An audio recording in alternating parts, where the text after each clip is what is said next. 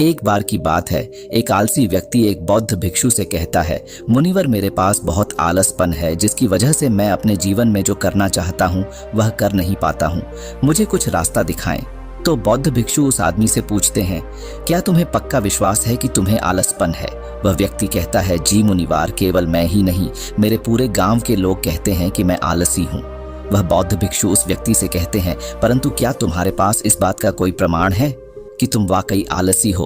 वह व्यक्ति कहता है, जी मुनिवार। तो बौद्ध भिक्षु कहते हैं, क्या प्रमाण है? मुनिवार, मैं जानता तो हूँ कि व्यायाम करना मेरे स्वास्थ्य के लिए अच्छा तो है, लेकिन मैं चाह कर भी नहीं कर पाता हूँ क्योंकि मेरा आलस मुझे सुबह जल्दी उठने ही नहीं देता। वे बौद्ध भिक्षु कहते हैं, अच्छा तुम ऐसी आलस से परेशान हो? व्यक्ति कहता है, जी मुनिवार। बौद्ध भिक्षु कहते हैं, परंतु क्या तुम जानते हो कि आलस होता क्या है? वह व्यक्ति कहता है, मैं यह तो नहीं जानता कि आलस का अर्थ क्या है, परंतु यह जो भी है बहुत बुरा है। वह बौद्ध भिक्षु कहते हैं कि सबसे पहले तो तुम यह समझो कि जो भी चीज प्राकृतिक रूप से मनुष्य के भीतर है उसका कोई ना कोई उपयोग है, वह बुरी या अच्छी नहीं है। आलस एक भाव है, एक विचार है जिसे जाने अनजाने में हम खुद ही पैदा करते हैं। वह व्यक्ति पूछता है, परंतु वो कैसे मुनिवर? वे बौद्ध भिक्षु कहते हैं, आलस से पैदा होने के दो कारण हैं, पहला शारीरिक और दूसरा मानसिक। जब हम शरीर को कोई ऐसी भोजन देते हैं जिसके खुद के भीतर कोई जीवंतता नहीं है, तब हमारे शरीर के भीतर आलस्य पैदा होता है, क्योंकि यह शरीर ऊर्जा से चलता है और जिस तरह का ऊर्जा हम उसे देते हैं यह उसी तरह का बर्ताव करता है। शरीर के भीतर हमारे अंदर आलस्य का दूसरा कारण है गलत तरह से बैठना, गलत तरह से सोना और गलत तरह से चलना। हम इस बात पर कभी ध्यान नहीं देते कि हमारे बैठने, लेटने और सोने की स्थिति भी सही भी है या नहीं।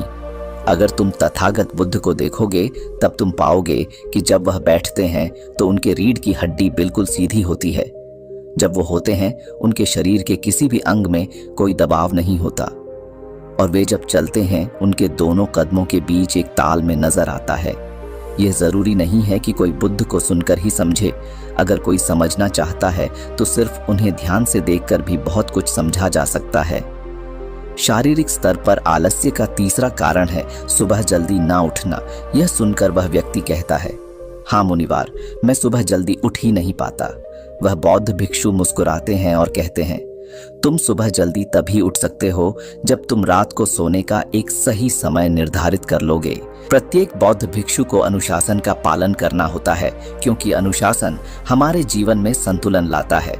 ज्यादातर लोग अनुशासन को बुरा समझते हैं क्योंकि उन्हें लगता है कि अनुशासन उन्हें बांधता है, जबकि असल में यह है कि अनुशासन हमें बांधता नहीं बल्कि मुक्त करता है।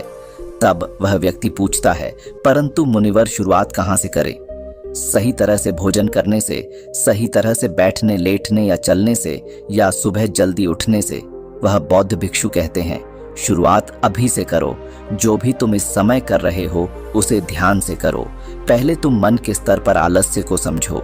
वैसे ज्यादा स्थितियों में मन शरीर के कारण आलस्य पैदा करता है। मानसिक आलस्य का पहला कारण है हमारे पुराने गलत विश्वास।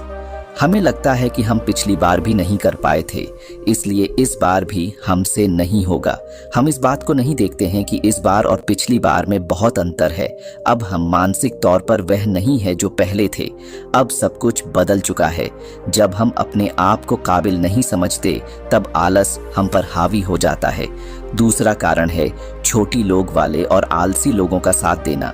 कभी कभी ऐसा होता है कि आलस्य हमारे भीतर नहीं होता, परंतु दूसरों लोगों से वह हमारे भीतर आ जाता है। ऐसा इसलिए होता है क्योंकि हम आलसी लोगों की संगति करते हैं।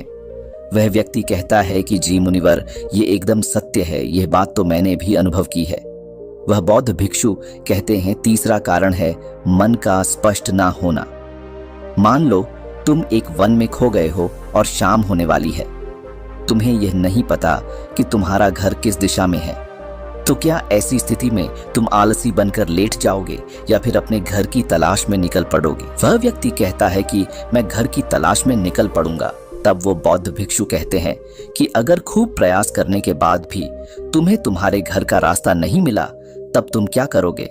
वह व्यक्ति कहता है, मैं फिर भी तलाश में लगा रहूंगा, क्योंकि मेरे पास उसके अलावा और कोई विकल्प ही नहीं होगा। वह बौद्ध भिक्षु कहते हैं, मनुष्य को आलस तभी पकड़ता है जब उसके पास कई विकल्प होते हैं। अगर किसी के पास सिर्फ एक ही विकल्प है तो उसका मन पूरी तरह से स्पष्ट होगा। अगर तुम अभी व्यायाम नहीं कर पा रहे हो तो उसका कारण तुम्हारे नजर का स्पष्ट नहीं होना है। तुम अभी भविष्य में होने वाले रोगों को नहीं देख पा रहे हो। तुम अभी उन रोगों से होने वाली पीड़ा को महसूस नहीं कर पा रहे हो।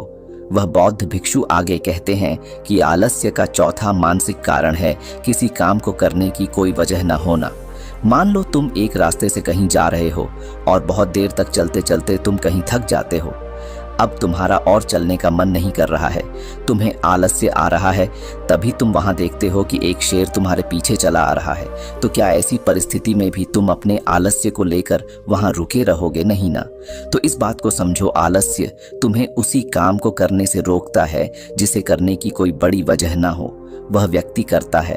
धन्यवाद मुनिवर, अब मुझे आलस्य का सारा खेल समझ में आ गया। वह बौद्ध भिक्षु कहते हैं, मेरी एक बात हमेशा याद रखना, जहां अस्पष्टता है या कुछ करने की बड़ी वजह है वहां आलस्य हो ही नहीं सकता। तो दोस्तों, ये वीडियो आपको कैसी लगी कमेंट में हमें ज़रूर बताएं। वीडियो अच्छी लगे तो वीडियो को एक लाइक और इस तरह की वीडियो देखने के लिए हमारे चैनल फैमिली हिंदी स्टोरीज़ को सब्सक्राइब ज़रूर करें। दोस्तों, हम फिर मिलते हैं एक और नई मोटिवेशनल वीडियो के साथ। तब तक आप अपना ख्याल रखिए। धन्यवाद।